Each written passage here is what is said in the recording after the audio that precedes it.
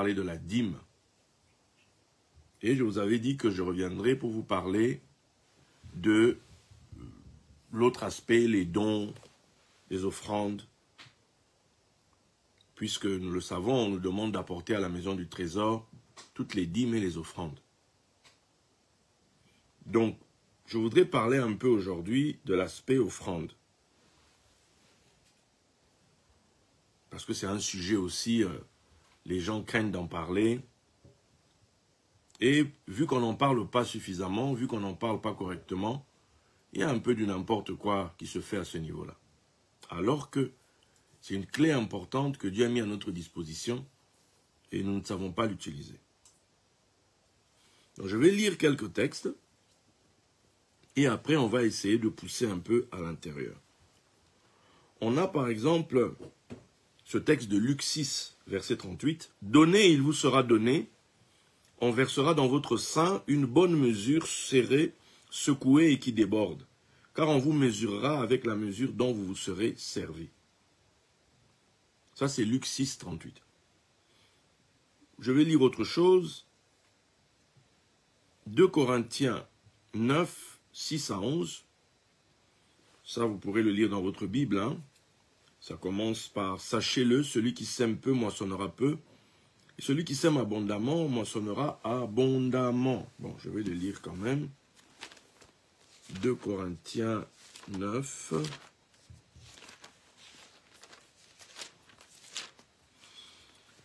Celui qui sème abondamment moissonnera abondamment, que chacun donne comme il a résolu en son cœur, sans tristesse ni contrainte, car Dieu aime celui qui donne avec joie. Et Dieu peut vous combler de toutes ses grâces, afin que, possédant toujours en toutes choses de quoi satisfaire à tous vos besoins, vous ayez encore en abondance pour toute bonne œuvre. Selon qu'il est écrit, il a fait des largesses, il a donné aux indigents, sa justice subsiste à jamais. Celui qui fournit de la semence au semeur, et du pain pour sa nourriture, vous fournira et vous multipliera la semence. Et il augmentera les fruits de votre justice. Vous serez de la sorte enrichis à tous égards, pour toute espèce de libéralité qui, par notre moyen, feront offrir à Dieu des actions de grâce. J'aime bien ici ce texte qui dit « Il vous multipliera la semence. » Il vous multipliera la semence. Or, il est dit, celui qui sème peu, moissonne peu. Quand il multiplie la semence, c'est pour que tu puisses semer beaucoup. Et si tu sèmes beaucoup, il y a une promesse qui dit, tu moissonneras beaucoup. Bien. Maintenant, je reviens à Luc 6, 38 où on dit, on vous mesurera avec la mesure dont vous vous serez servi. Et tu peux te poser la question, ces versets que je viens de lire, vous les connaissez. Vous les connaissez, vous les lisez vous-même. Je pense que vous donnez aussi. Mais est-ce que l'on vit véritablement le retour de ça?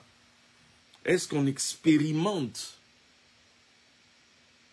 le bénéfice de ça?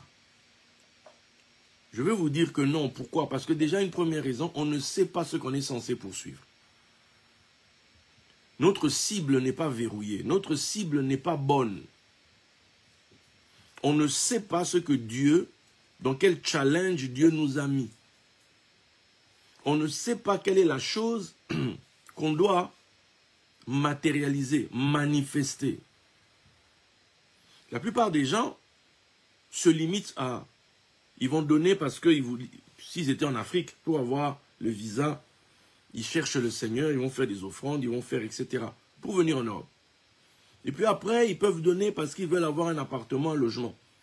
Et bien après, ils vont donner pour peut-être avoir des enfants, ou peut-être pour avoir un travail. Et quand ils ont ça, ils se disent c'est bon. Et ils vont attendre d'avoir des problèmes peut-être un jour pour qu'un pasteur, un prophète vienne leur dire tu dois faire un sacrifice, tu dois donner pour que. Mais en fait, le gars n'a rien fait en fait. La personne n'a rien fait jusqu'à présent. Pourquoi? Parce que sa cible n'est pas la cible de Dieu. La raison pour laquelle Dieu te dit de donner n'est pas la même raison pour laquelle toi tu donnes. Quand on lit dans la Bible, on parle de... J'en ai parlé l'autre jour, si nous sommes fils de Dieu, nous sommes donc héritiers. C'est où ce texte dans Galates? Galates 3, 29. Et si vous êtes à Christ, vous êtes donc la descendance d'Abraham, héritier selon la promesse. Descendance d'Abraham, héritier selon la promesse. Abraham, on lui a promis quoi? Une grande richesse. On lui a promis la terre, de lui donner la terre. On parle ici des richesses de la terre. Et Dieu avait dit à Abraham, je veux te donner une richesse extraordinaire. Au point que lui, il a dit, mais Seigneur, mais c'est bien de me dire tout ça, mais moi je pars sans enfant. Le gosse qui est ici, ce n'est même pas le mien. C'est là que Dieu va lui dire, calme-toi, regarde les étoiles. Ainsi sera ta postérité. Façon de lui dire, tu as vu? Parce qu'Abraham voulait bloquer Dieu en fait en disant, mais tout ça tu vas me donner, mais moi je vais partir. Qui va rester avec ça? L'enfant qui est ici, ce n'est même pas le mien. C'est pour ça que Dieu lui dit, regarde les étoiles, regarde comment seront tes enfants. Façon de lui dire, tu as vu ta descendance, alors ne m'empêche pas de te donner ce que je voudrais te donner. Ne m'empêche pas ne bloque pas ce que mon plan pour toi, de te rendre immensément riche en fait. Le blocage d'Abraham, c'était qu'il n'avait pas d'enfant. Dieu rassure Abraham, regarde ta descendance. Donc, si tu fais partie de la descendance d'Abraham, or, qui sont fils d'Abraham? Ce sont ceux qui ont la foi. Donc, pour eux, il y a un héritage. Cet héritage, c'est la richesse sur la terre. C'est régner sur la terre. Bien. Maintenant, si vous êtes héritier, donc l'héritage en hébreu, il y a deux mots. Le premier mot, c'est nachala. Nachala. Et le deuxième mot, c'est moracha. Nachala cache dedans le mot nachal. Nachal, c'est le fleuve. Façon de dire que il y a des héritages qui sont là. Tu ne vas pas faire d'efforts pour ça. Comme un fleuve qui coule dans une direction, ça va venir à toi tranquille. Tu n'as rien fait, tu n'as pas fait d'efforts, mais c'est un héritage qui vient à toi comme un fleuve. Et tu es là, tu en profites. Tu es là, tu enjoy. Parce que d'autres ont fait des efforts, d'autres ont galéré pour ça, et d'autres ont assuré. Toi, tu n'as qu'à être au bord de l'eau. Tu n'as qu'à être au bord de l'endroit où l'eau passe, c'est tout. Et tu profites. Bon. L'autre mot, c'est moracha. Moracha cache dedans le mot yarash. Yarash signifie prendre possession. Ça signifie conquérir. Il y a un effort. Il y a une peine. Donc, il y a de ces héritages, il y a de ces choses que Dieu a disposées pour toi. Tu vas devoir te battre. Tu vas devoir t'arracher. Tu vas devoir faire des choses. Pourquoi? Parce que tu dois entrer en possession de la chose. Je ne peux pas rester comme ça, voir les choses passer, subir. Non, non, non. Je suis héritier, oui ou non? Je suis héritier. Donc, si je suis héritier, si ça ne vient pas à moi comme Nachala, là, Nachala, si ça ne vient pas à moi comme Nachal, le fleuve, ben, je vais aller vers ça. Je vais me battre pour ça. Je vais aller conquérir ma chose. Et c'est là où maintenant l'histoire des offrandes entre en jeu. C'est là où maintenant, quand Jésus parle, il dit, on va vous mesurer avec la mesure dont vous vous serez servi vous-même. En réalité, vous savez voir la vision de quelqu'un dans l'offrande qu'il fait, dans les dons qu'il fait. Vous savez voir le cœur de quelqu'un, la foi que quelqu'un a dans sa manière de donner. Imaginez Jésus est devant le tronc où les gens font l'offrande. Et puis il y a des gars qui viennent donner beaucoup d'argent. Et puis il y a une dame qui donne très peu d'argent. Vous connaissez cette histoire. Mais écoutez ce que Jésus dit. Eux là, qui ont donné beaucoup, ils n'ont rien fait. Oh, non, ils ont donné pour vous impressionner vous. Mais moi je sais ce qu'ils ont en réalité.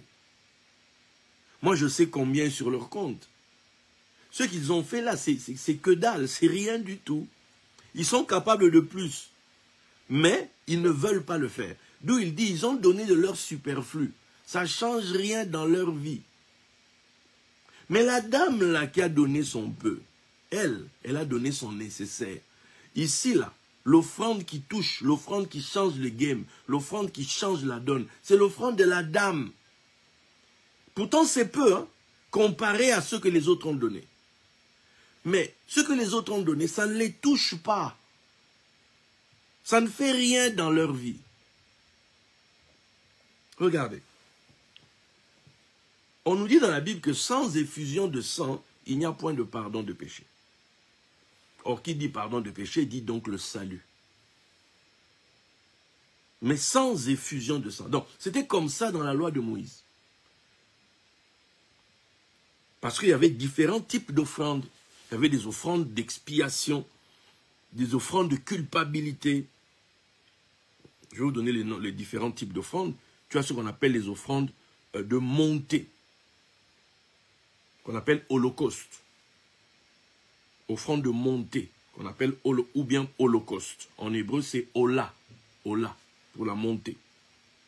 Après, on a ce qu'on appelle les offrandes expiatoires, qui couvrent.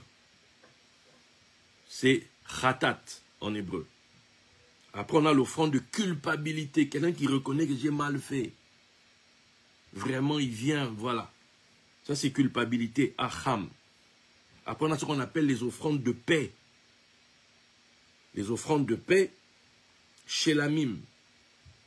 On appelle ça offrande de paix, offrande de prospérité. Et parmi lesquelles, il y a ce qu'on appelle les offrandes d'action de grâce. Les toda. Toda, donc c'est rendre, dire merci, reconnaître. Genre, j'ai fait un voyage, je suis allé loin, j'aurais pu avoir des problèmes, mais je suis revenu. Donc je viens à l'église rendre grâce.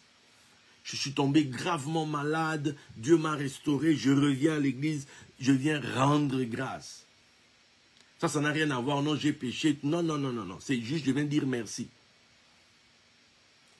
Maintenant, les offrandes en général, ça porte un nom qui va nous aider ce soir. Au pluriel, c'est korbanot. Korbanot. Comme quand vous disiez, je vais à Korba. Tu vois? Korbanot. Au singulier, c'est korban. Tu vois? Korba, c'est avec un S. Korban, c'est avec un N. Korban. Comment ils expliquent ça? Ils te disent que ce mot korban se traduit donc par offrande. Donc, des fois, on dit sacrifice. Et ça vient de la racine karev. Karev qui signifie rapprocher, présenter. On fait une offrande, on fait un don dans la pensée spirituelle, c'est pour rapprocher. La Bible dit, approchez-vous de Dieu et il s'approchera de vous. Tu pourras me dire, mais pourquoi est-ce que Dieu peut se rapprocher? Dieu est partout. Non, oui, Dieu est partout, ça on le veut bien. Mais par rapport aux choses qu'il t'a dites, par rapport aux choses que tu attends, par rapport aux choses que tu recherches, par rapport aux choses que tu ne vois pas, on fait une offrande pour rapprocher. C'est ça même le mot offrande en hébreu, korban. Il y a l'idée de rapprochement en fait.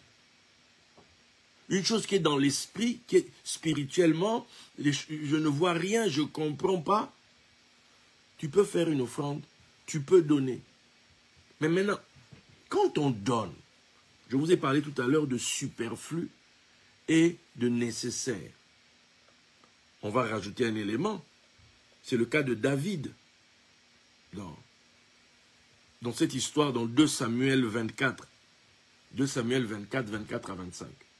Il y a un problème dans la ville. L'ange de Dieu est en train de tout... Le jugement de Dieu s'abat. Les gens sont en train de mourir. David voit l'ange. Il est terrorisé. On dit d'ailleurs que plus tard, David avait toujours froid. Il n'arrivait plus à se réchauffer. On dit que c'était quand il avait vu l'ange avec l'épée qu'il a terrorisé en fait. Et alors que la dévastation était en train de se faire là, David a dit, il criait à Dieu, il dit, Seigneur, prends même moi, la maison de mon père, mais eux là, ils n'ont rien fait. Et le fait qu'il ait crié à Dieu comme ça, Dieu lui envoie son prophète. Le prophète, écoutez ce que le prophète lui dit. Le prophète lui dit, monte vite à l'aire d'Ornan, le Jébuséen. Monte là-bas. C'est là-bas où on battait le blé, on écrasait le blé. Va à cet endroit et là-bas offre un sacrifice. Maintenant, c'est intéressant à savoir, cet endroit-là, on va découvrir que cet endroit, en fait, c'est Morija. Le même Morija où on avait amené Abraham. Et dans la tradition orale d'Israël, on te dit que c'est là-bas qu'on a enterré Adam. Tu vois? Donc, à Morija, quelqu'un d'autre s'était installé là-bas, faisait sa vie. Mais maintenant, David se lève parce que Dieu lui dit, va là-bas. Pourtant, il pouvait aller dans un autre endroit. Pourtant, il avait fait une tente où les gens, il avait ramené l'arche de l'Alliance, etc. Mais on dit, va à cet endroit. C'est-à-dire que cet endroit où il était n'a pas pu arrêter cet ange. N'a pas pu le maîtriser. Mais, on lui a dit, va à tel endroit. Et à cet endroit où David va, un monsieur sort, le monsieur qui vit là, il lui dit, ah, mon roi, je mets tout à votre disposition, que Dieu seulement vous soit favorable. Genre, il lui donne tous les trucs gratuits. David a dit, non. Mon ami, je viens faire une offrande ici, je voudrais arrêter ça. Je ne veux pas faire un truc gratuit. Vous savez, j'ai appris des leçons avec Dieu. On joue, en fait, avec l'offrande. J'avais fait des émissions une fois sur Kazaré, moi j'avais dit que l'offrande est un poison. Dans certains cas. Pourquoi? Parce que quand quelqu'un souffre, le cas de David là, les gens sont en train de mourir. L'ange de la mort est en action. On dit que la mort est en action. Si David a pitié de lui-même à l'heure de l'offrande, c'est l'échec. Et là, il a l'opportunité d'avoir pitié de lui-même. Il a l'opportunité d'avoir pitié de son, comment on va dire, de son porte-monnaie, de son portefeuille. Quelqu'un lui offre tout cadeau. Il dit non, je ne peux pas offrir à l'Éternel ce qui ne me coûte pas. Il y a ces situations où Dieu veut que tu donnes avec joie, mais il y en a d'autres où tu sais que ici, si Dieu ne m'écoute pas, c'est mort. Regardez le cas qu'on vient de nous dire ici. Je connais un homme de Dieu qui est allé prêcher, il parlait sur les offrandes à Kinshasa. Il n'est pas de Kinshasa. Il était venu prêcher et il parlait sur l'offrande, ce que l'offrande fait. Cet homme, c'est celui qui m'a oint d'huile en tant que prophète. Et le bishop Mia. Et lui, ce jour-là, à la fin du culte, un papa est resté là. Il n'était pas bien. Le message l'a bouleversé. Et il demande à voir l'homme de Dieu. Et il vient lui dire, ma femme est à l'article de la mort. Les médecins ont dit c'est fini. Les médecins ont dit qu'on la renvoie à la maison, qu'elle meure au moins avec sa famille autour. Et cet homme maintenant a écouté l'enseignement, son cœur est bouleversé.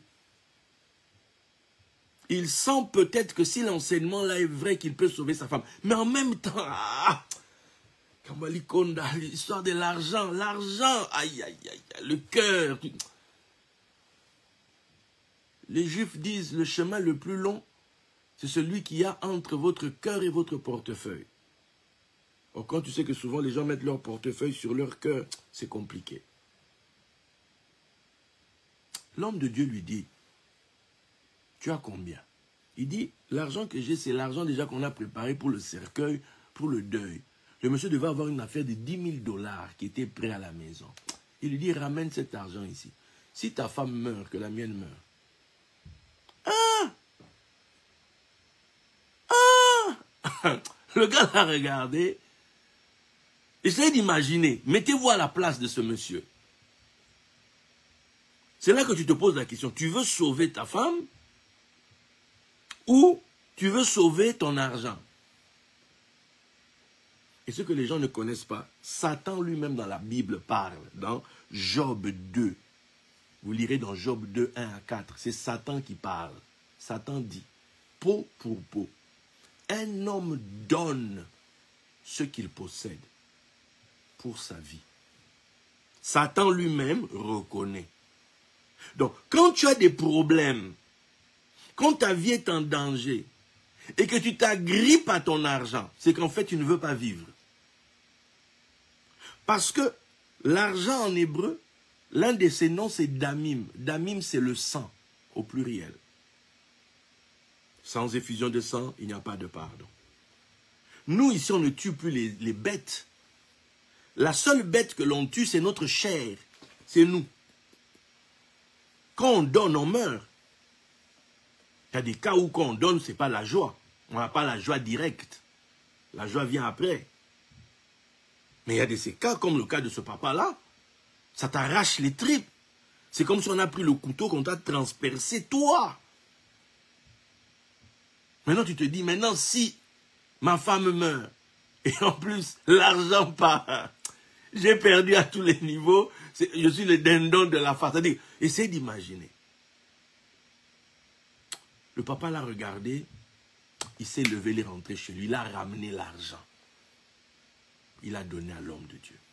L'homme de Dieu, il a dit ce que je t'ai dit là, pars avec. L'année d'après, l'homme de Dieu est revenu. Il fait le tour de la ville, et puis il vient prêcher encore dans cette église-là. Et à la fin, il est dans le bureau, et puis on toque, on dit qu'il y a des gens qui veulent le voir. Et le monsieur là, il dit, papa, vous me reconnaissez? Il dit, c'est pas vous. Je voudrais vous présenter quelqu'un. Il lui a présenté sa femme. Et la femme était enceinte. Quelqu'un peut dire amen là où il est quand même. Quelqu'un peut dire un bon amen là où il est.